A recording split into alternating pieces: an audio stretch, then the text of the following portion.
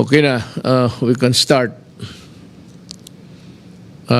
Magandang gabi po sa ating mga kababayan. We are here in Davao and this is a program which I communicate with the people and convey to them what government is doing.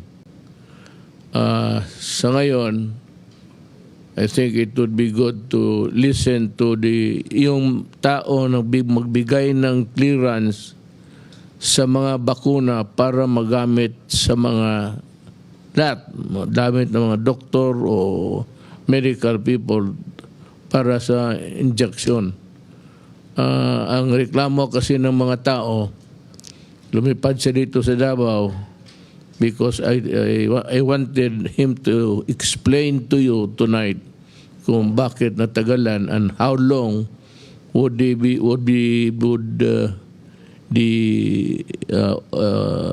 examination of the other vaccines would take, how long it would take the EU office to clear them. You have the floor, Tony Domingo. Yes, sir. Sir, doktor po ako. Meron po akong presentation na maikli, 10 slides. Can we have the PowerPoint on the updates po ng mga nag-apply po sa atin ng EUA? Yun po kasi ngayon, up to now, wala pa pong fully developed vaccine sa buong mundo. Next slide, please. All vaccines po are still in phase 3. Doon po sa kulay pink. Usually, pag na-complete po yung phase 3, tsaka nagpapa-register. So yung registration po ng vaccines na full commercial marketing authorization, baka po at the earliest would be late end of the year hanggang early next year. So countries now are giving what we call emergency use authorizations, meaning in the middle of the phase 3 trials, if we have enough data, we allow it to be used in the public programs. Next slide, please. Ito po yung binigyan nyo ng kapangyarihan ng FDA noong December 1 to issue what we call the emergency use authorization for vaccines and drugs against COVID-19. Next slide, please.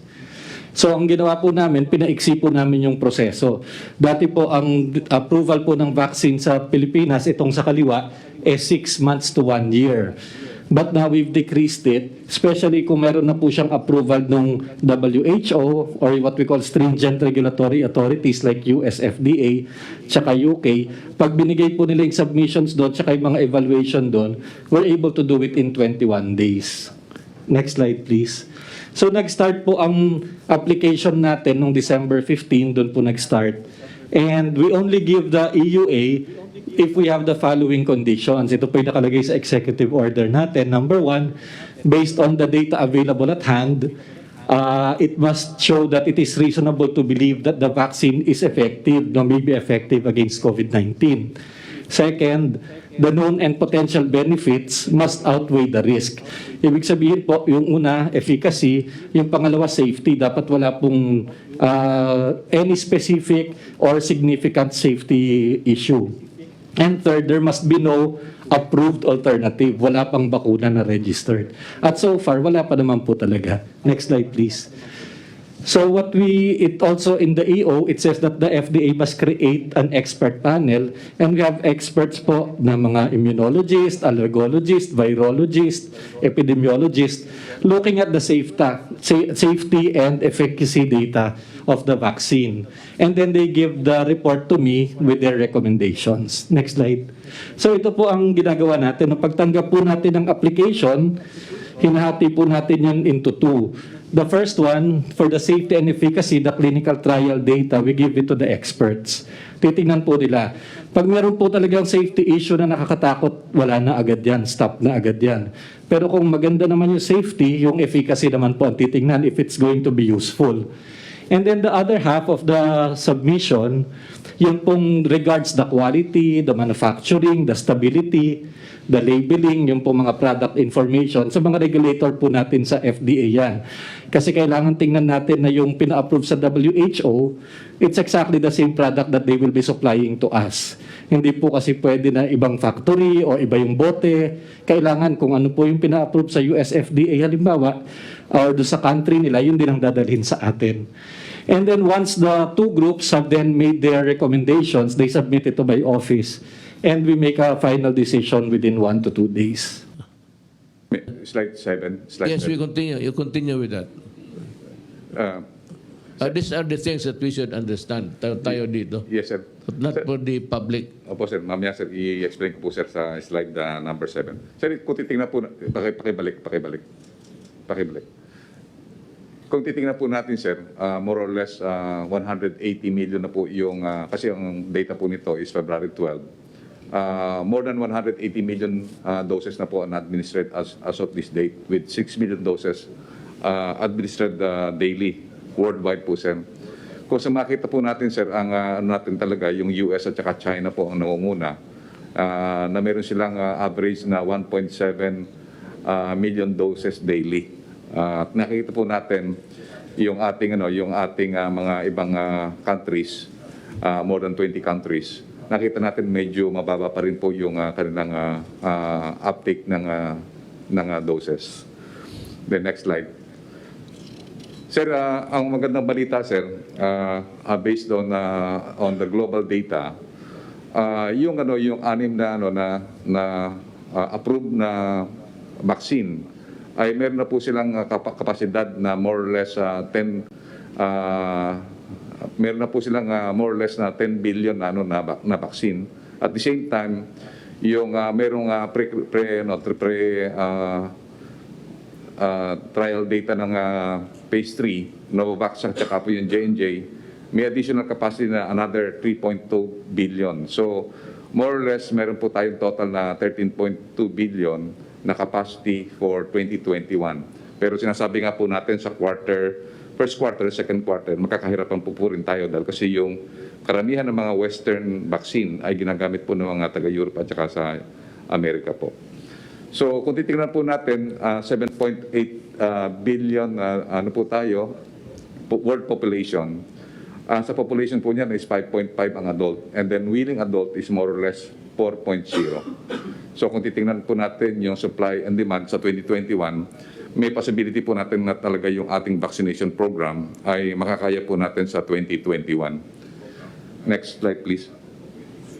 Yung ating yung preparation natin, nagkaroon na po tayo ng meeting sa 16 cities ng LGU at bukas nga po sa Davao City po tayo magmi-meeting para ma-check po natin ang preparation ng Davao City. Just in case na yung COVAX darating, magkakaroon po tayo ng tinatawag na vaccination po dito. Next slide, please. Nagkaroon po tayo ng simulation sa darating na 117,000 na vaccine ng COVAX. At yung Bureau of Customs po, sir, sumunod po sa inyong directive na 0 minutes po sila. Actually, from the aircraft, diretso po kaagad dun sa refrigerated van. So ang ginawa lang po chinek lang kung ilan ang bilang, but they never intervene doon sa sa packaging. So sumunod po, nandoon kasama po namin si General Guerrero, nandoon din po si Secretary Tugade, si Secretary Lorenzana, at saka si Secretary Duque. Nagkaroon po kami ng simulation. Maganda po yung naging result ng simulation at we have a lesser minutes sa mga ginawa po natin na simulation. So, as far as we are concerned, tayo dito sa gobyerno, itong flow ng how the vaccines would be imported and doon sa finally sa storage, wala ng monkey wrench. Wala na po, sir. Medyo po tayo, sir. Okay po tayo, sir. Lalo na po yung from the airport going to the storage. Nakuha po natin yung timing na napakababa po. At saka ang kagandahan nga po yung sa clearance sa custom, pre-clearing na po ang ginawa po. Sumunod po sa utos niyo po na talagang wala pong time na makukonsumo doon sa custom clearing. So 0 minutes po sila. So tiningnan lang nila ang boxes, binilang po nila. And then ano po kagad, naikarga po kagad sa refrigerated van. So maganda po lahat ang execution. Actually, if I may say something about the customs, alam naman nila kung alam yan. That's why we are there, because nandiyan na yung bakuna. And there's really no need to tarry a minute longer in releasing the cargos. Kasi alam naman nila bakuna yan. And, it is very important that they should be stored immediately upon ma-deplane yung mga bakuna. Wala ka nang nakitang problema dyan sa Meron pa po kami nakikita po sa internal po natin, lalo na po yung sa storage. Ang gagawin po natin ng paraan. So we are having another rehearsal internally. So yun po ang gagawin po namin, Mr. President. But all of the process ng simulation from the airport going to the warehouse, okay na po siya. Matanong kita, itong ang problema na lang is nandito sa atin. Is there a problem within us that we have to surmount?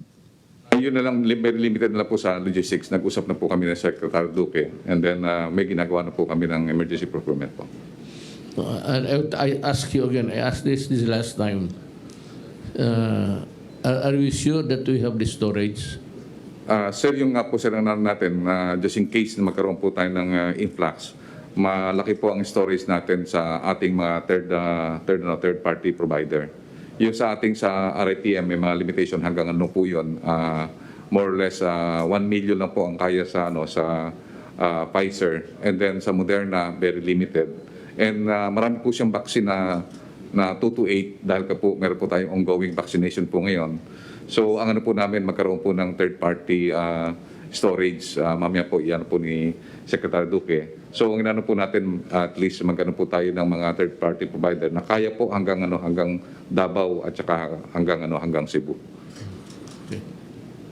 Okay. Meron po tayo sa third party. At saka po nag-usap na po kami ng World Bank na isa-charge po nila yung third party provider kasama po ng vaccine. For example, kung ang Pfizer is kunyari po $10 at ang service provider is more or less $1, isasama na po yun, i-approve na po yung loan, kasama na po yung service provider end-to-end para wala na po tayong problema. So pagka nagbili tayo ng vaccine, yung mga vaccine maker, meron po silang third-party provider. For example, Novavax, Unilab po ang kanilang napili. So end-to-end po ang service po noon. It would be safe to say that for the month of January, wala pa tayong, we cannot start vaccinating people. Not yet. Hindi po tayo nagsimula noong January dahil ang po natin talaga na darating po yung more or less mga 1 million to 3 million po natin sa March at saka po yung February ay yung pong COVAX at saka po yung Sinovac.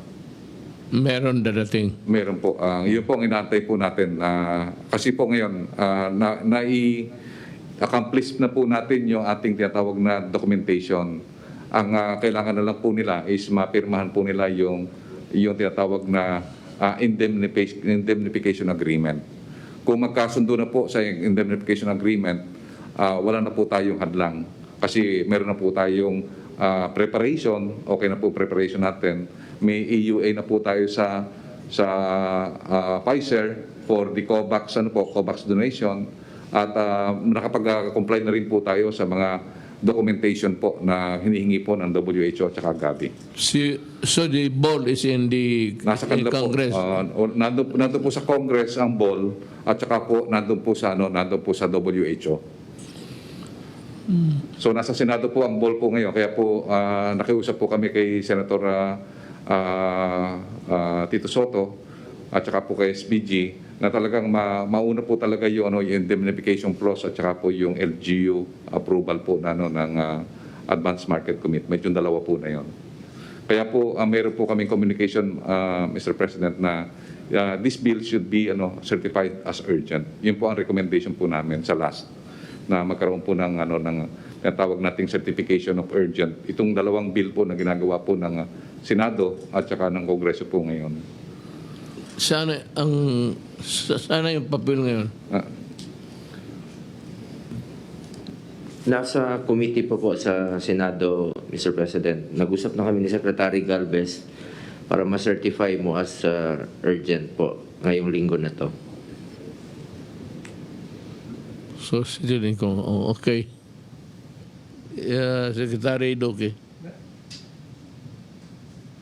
The usual report that I will make, Mr. President, and fellow members of the Cabinet, and to Senator Bongo, Chair of the Committee on the Health and Demography, will be on the updates, usual updates po natin, with your permission. It will take a bit of time, 10 to 12 minutes. Go ahead. Okay, sir. Thank you. Magandang gabi po muli. We should have the time to discuss what affects the interest of the people. Yes, sir. Maraming salamat po. Magandang gabi po muli, mahal na Pangulo, at sa akin po mga kapwa kalihim. Meron pong dalawang bahagi ang aking pong pag-uulat ngayong gabi.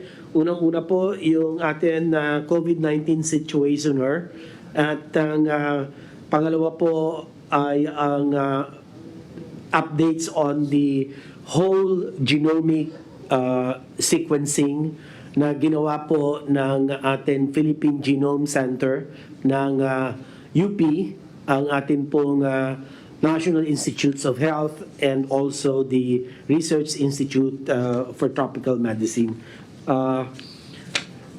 Ito po, next slide. Sunod nga yung yan. Okay.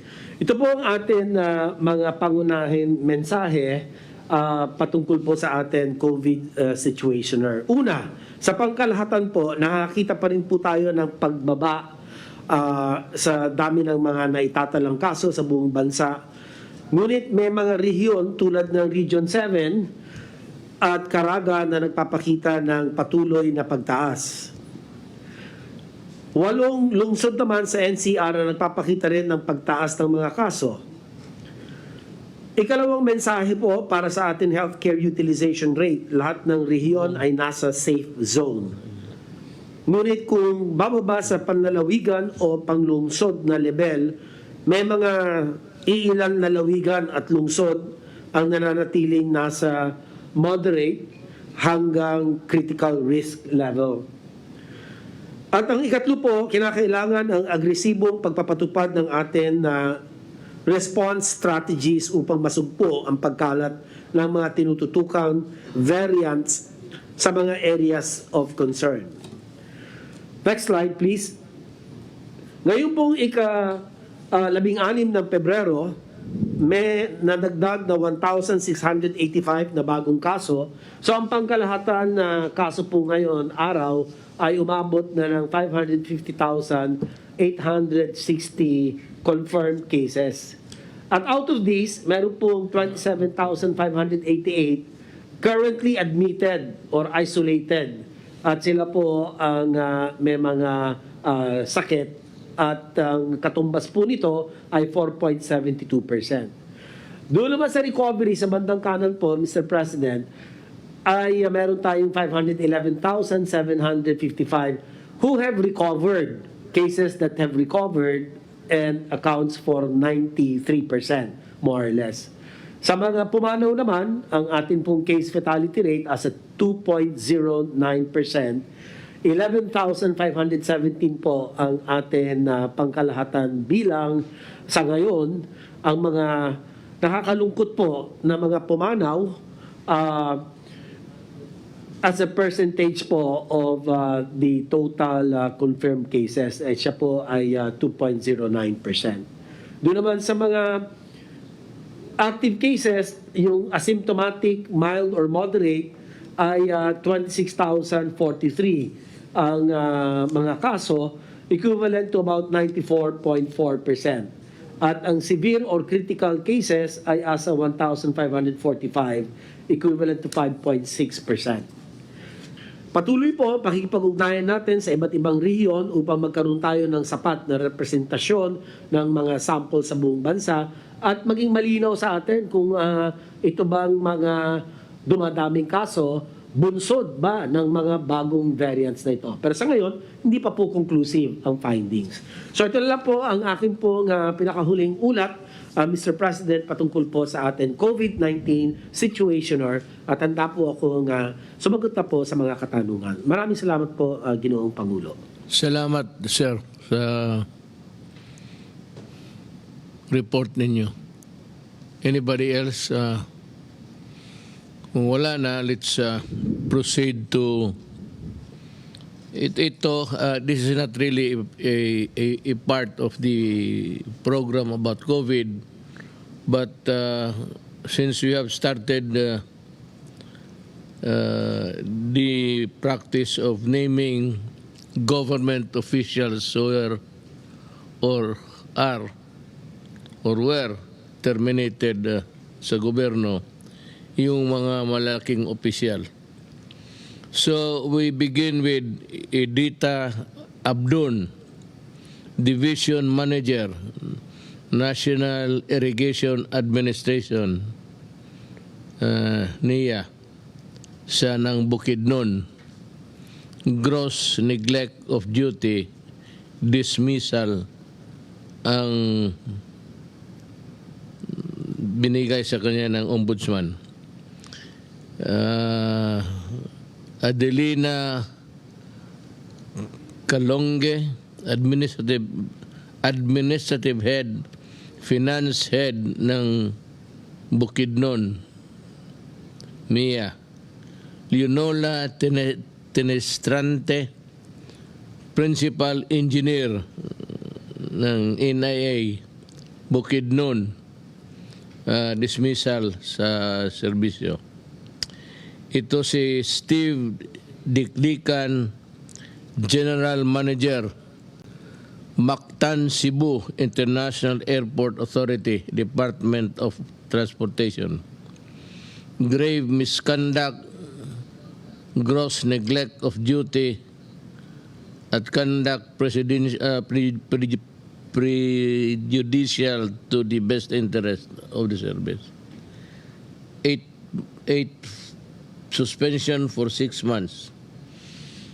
Dapat ito dismissal Pero we bow down to what the ombudsman to meet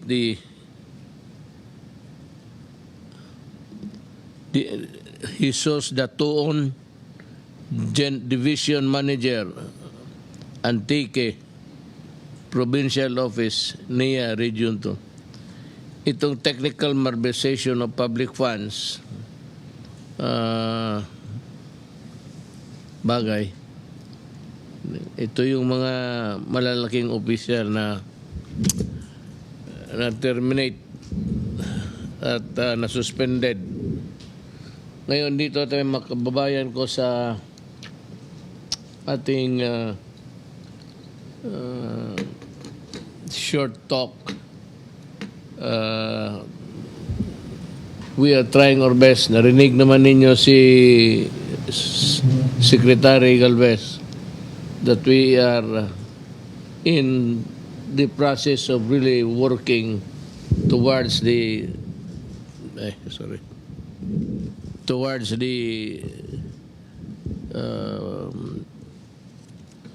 realization of our vaccine program.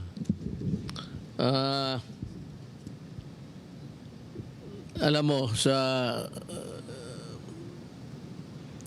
you can only have about a good knowledge or at least an understanding of our COVID program once you hear me, ngayon sa gabi nito. But it does not come to you every day. So I have requested Secretary Galvez and si Secretary Roque sila ang magdala sa public information, and it should be given twice a day, twice a week rather. Twice a week para you'll be better informed of what government is doing. Yan siguro ang paraan dyan. But I leave it to secretary sa press, the press secretary to do the arrangements. Nandito si Carl. Nasa online po. Online po. Mr. President, I'm here po. Okay. Okay, Carl. Thank you. Thank you very Sige. Introduce lang kita sa tao. Ngayong gabi nandito si Carl Chua to give us the update on ito yung acting NEDA General Director ng Director General ng NEDA. He is the guy who's in charge of at least giving the effort to ano ang ating ekonomiya, mga maabot natin ang mga ating objectives sa ating governance. He will continue to has been giving us the update, but he will still continue now para malaman mo. Carl, are you articulate sa Tagalog, vernacular? yes po. Opo, itatagalog ko po yung aking presentation. Itagalog mo lang yung presentation mo. So you go ahead. You have the floor. Thank you very much, Mr. President. Mag-share lang po ako ng slides, sandali po.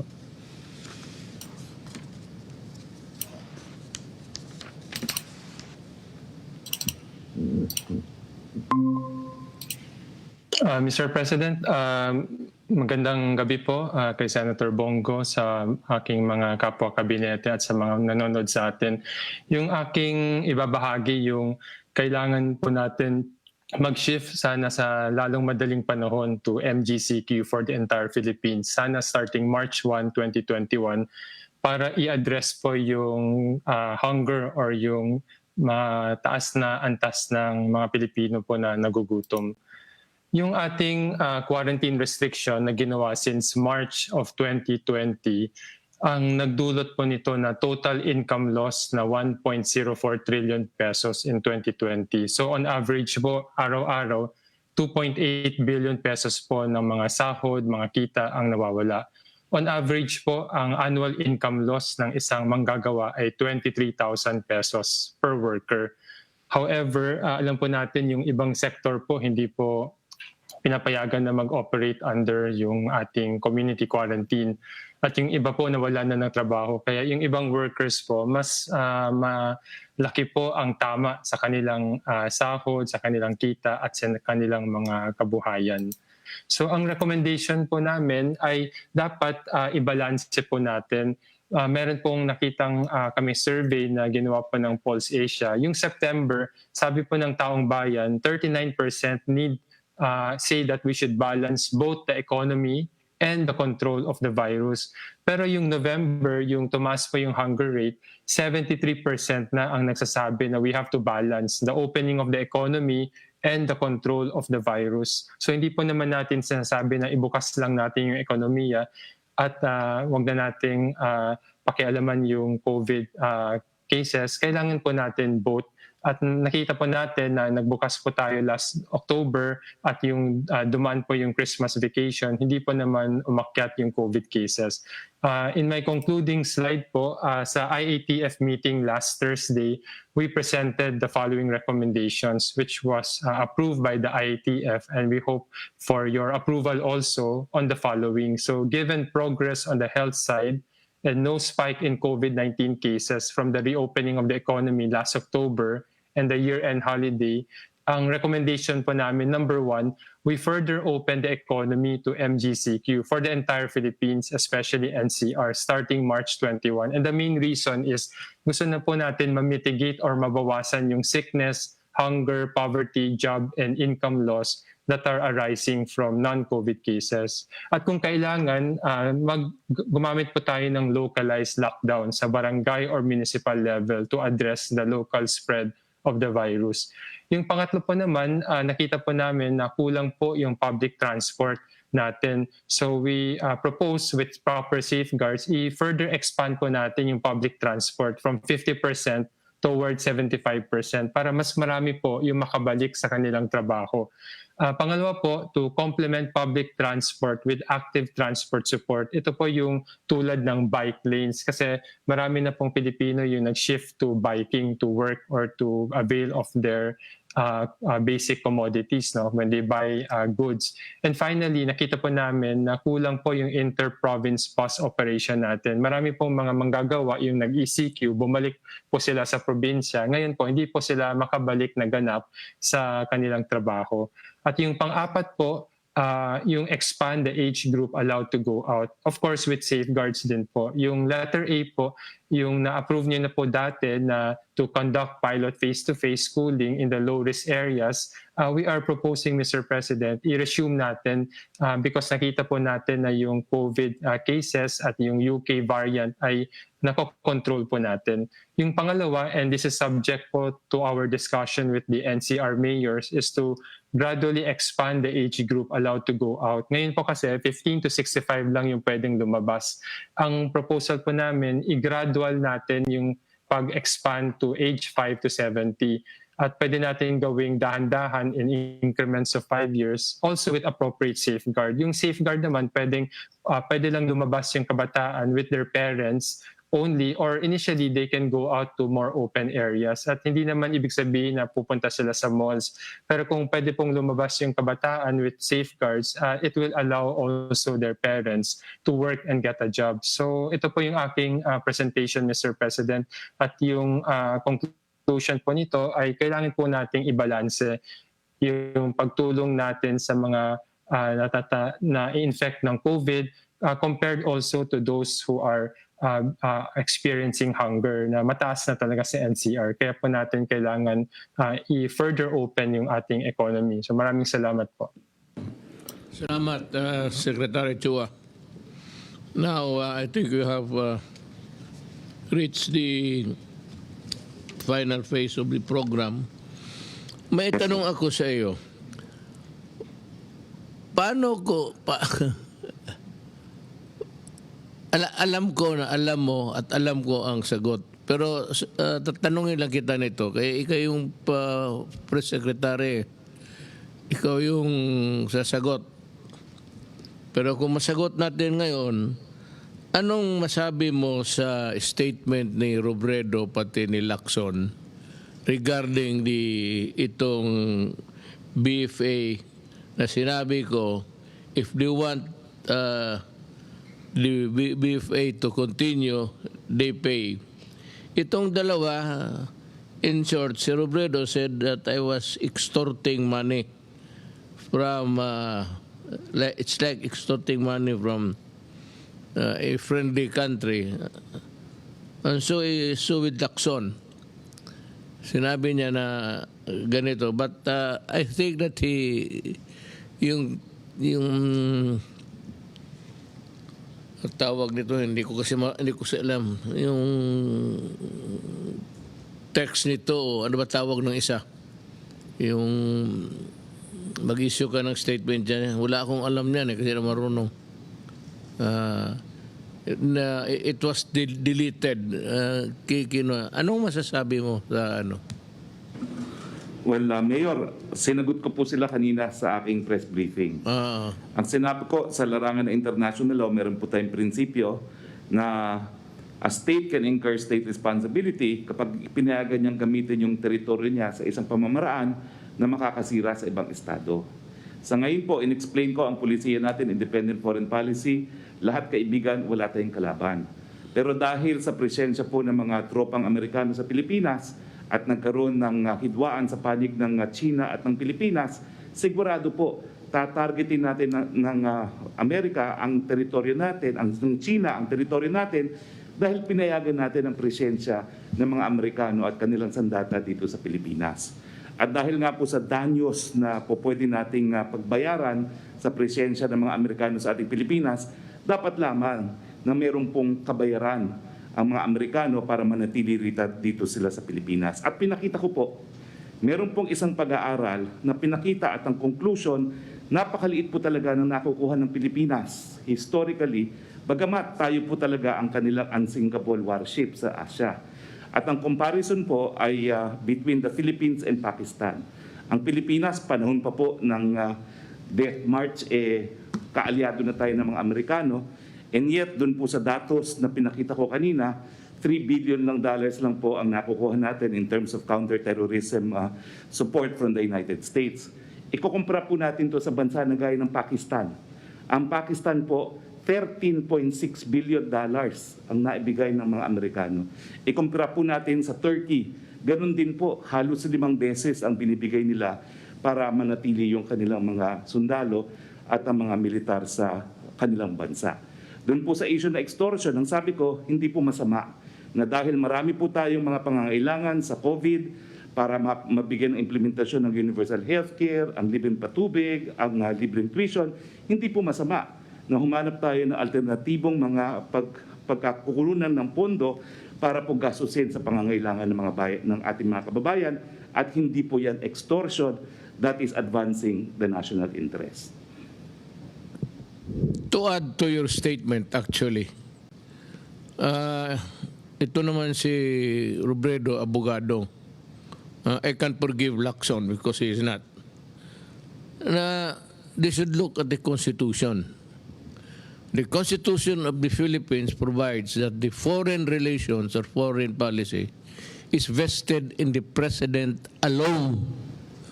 Siya yung kaisa-isang, well, I happen to be there, kaisa-isang ano ang policy gusto niyang ipalabas for the Philippines is vested in the President and not with the senators or the vice president. So, at least, yung sabi nila na extortion, well, I can forgive Robredo. Every time she opens her mouth, talagang when she forgets that she's a lawyer, and being a lawyer, she should know that the Constitution says that that is my function. It is not their function. At kung anong gusto kong sabihin para sa aking bayan, may purpose yan. Hindi kasi nila alam. Na alam ko noon na meron tayong binili na armas sa Amerika, it took them years to deliver. Practically using the money, our money, for so many years, then delivering the bago lang itong mga armas na dumadating. And second, itong Congress ng United States, magbili tayo ng helicopter, they denied because they say that we cannot use it against, well anyway, ayaw nila tayong pabigyan. Yan ang hindi alam kasi ng itong I don't know if it's pretended ignorance kay Lacson, but itong kay Robredo, sabi ko nga, ma'am, kung ikaw ang presidente, hindi mo alam ang trabaho mo, huwag ka na lang dapat alam mo yan, abogado ka, that you should not be opening your mouth while we are negotiating because maraming kasalanan ang Amerika sa atin. Ang pagkaalam mo lang kasi, napunta ka ng Amerika, nagsalita ka doon, you were treated with almost as a royalty. Tapos ito ang nangyari ngayon, kakampi ka na walang rason. Wala hong...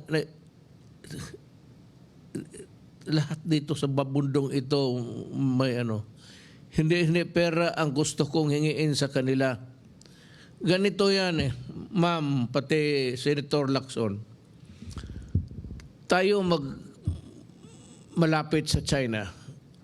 The theater of war, kung mag-umpisa man, is dito sa China Sea. Ngayon, gusto nga natin, pinipilit natin na Amerikano tayo, we should be provided with the arms and armaments that's capable of at least that would place us on equal footing with the other countries at war with us. Kasi titirahin talaga tayo ng China. Ngayon, wala naman ang Amerikano, wala binibigay. You know, I have talked to so many military guys. Sabi nila, yung war games, it's coming, I think, on May. Ang Amerikano, magdala dito ng mga armas, mag-display sila ng mga equipments and everything.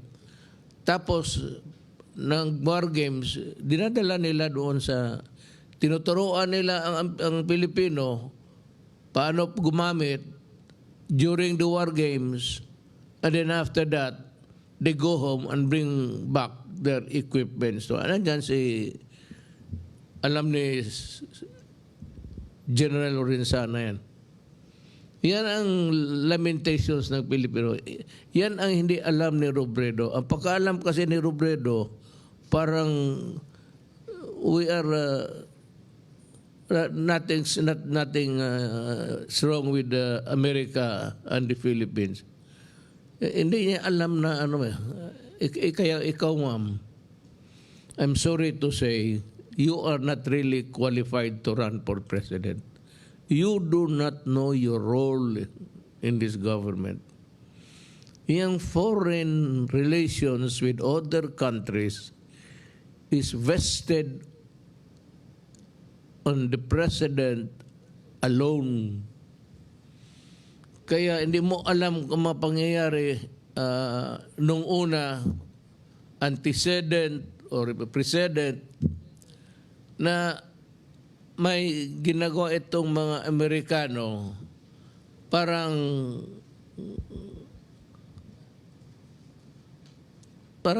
tingin natin, outpost Ma'am, alam mo ba, ma'am, as a president, do you know that there are so many depots, the OWS depots, maraming mga armas dito na nakalagay sa Pilipinas ang Amerika.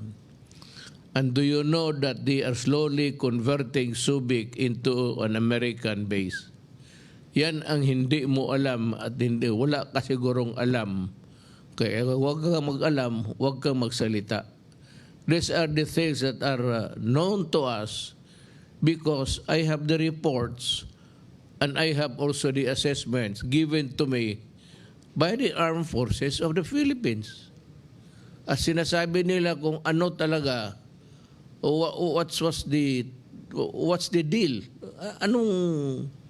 Anong binigay ng Amerikano? Gawain lang tayong outpost, tapos mag-pro-American ka. Pagputok, ang unang siguro, tanungin kita, kung magsagot ka ngayon, ang unang matamaan kung magkagera ang Amerikano pati Philippines? Alam mo? Kung hindi mo alam, sabihin ko sa iyo, the meltdown will start in Palawan. It's the province that's facing the Spratly and everything there. Kaya hindi mo lang alam, in a worst case scenario, kung may isang gago dyan na magpaputok ng isang rocket, gulo na yan. And the Philippines invariably would be drawn into the vortex of a conflict that is called war. Ngayon, ang mga stations ng Amerikano, tinanggal nga natin yung basis agreement. I would like to read sa necrological services ni Siga. And statement niya why he voted to oust America from the bases. Dapat ito, Bicolano yun si Siga eh.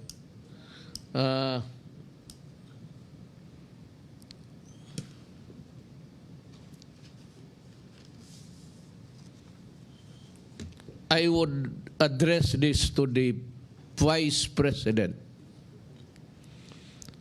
Excerpt from the speech of the late Senator Vic Ziga during the Senate voting on the U.S. Bases Treaty on September 16, 1991. He said, and I quote, "I refuse to ride on the crest of a fleeting popularity. I refuse to be deceived by fancy rhetoric and cheap propaganda. I refuse to sacrifice our national interest in exchange for a bundle of vague promises. Rather, Mr. President, I choose to continue to work for what I believe is right and just for our country. I therefore submit my action to the lasting judgment of history with my conscience and firm conviction as my cause. I vote to the non-concurrence and no, a consensus no to the treaty." Taga Bicol yun, ma'am, at baka may, it says or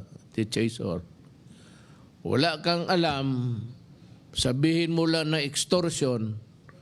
How can you say extortion? Nakaraming utang ng Amerikano sa atin, hindi pa tayo nabayaran, tapos sabihin mo extortion. May kinakabahan ako if by chance mapresidente ka. Medyo ako, basta pagka retired na ako dyan, kung presidente ka, I said, if by unfortunate chance you become the president, please study more. I think that you need a refresher course sa law. That is my advice to you. You do not use this word, mga extortion, when we say you pay.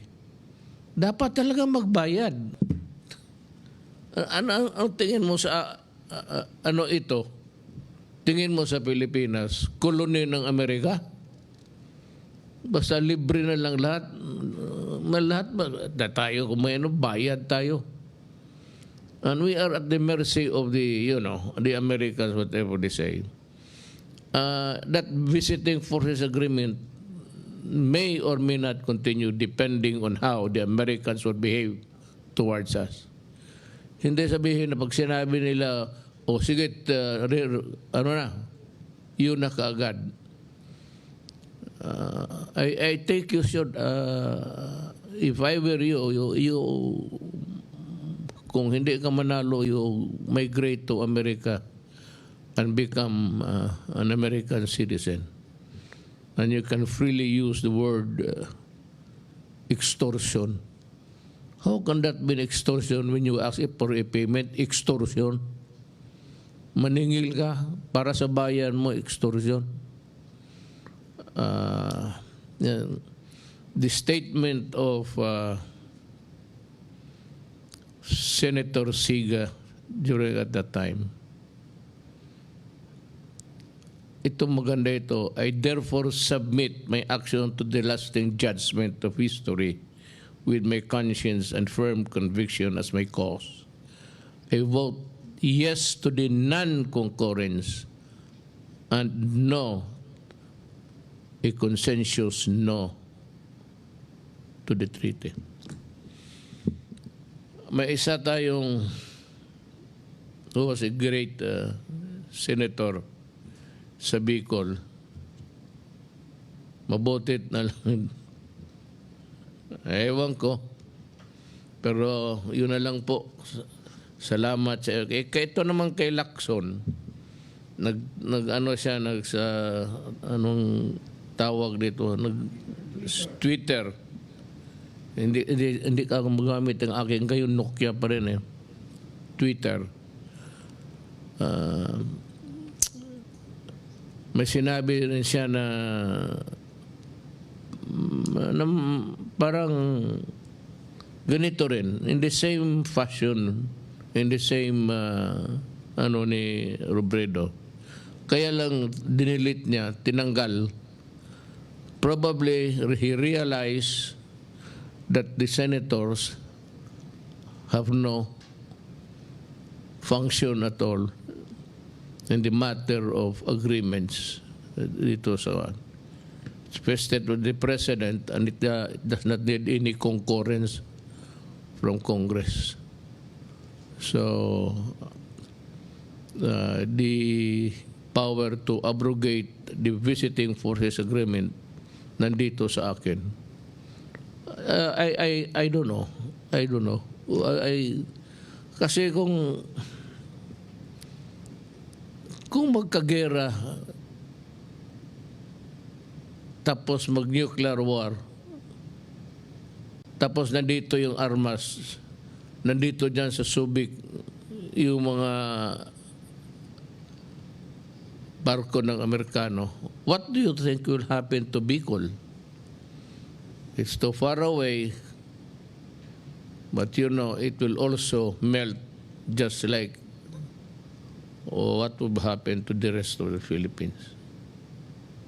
It will reduce us into a barren land where you cannot plant anything except wait to die.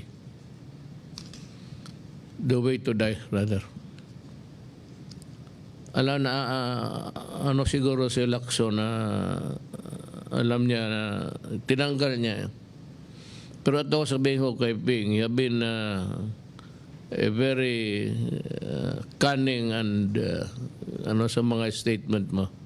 Yung pa-slide mo sa mga sabihin ko sa iyo, and so many other things in the past where you were wrong, bihin ko sa iyo na you have nothing to do with this. I may accept your comments, but please use it in a way, total hindi naman ito use use a language that will promote your person, your human being. Hindi yung basta-basta ka na lang mag-post dyan tapos without really finding out whether you are a part of it or not.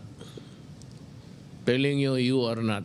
So next time, consult a lawyer in your office. And to the Filipino people, maraming salamat po.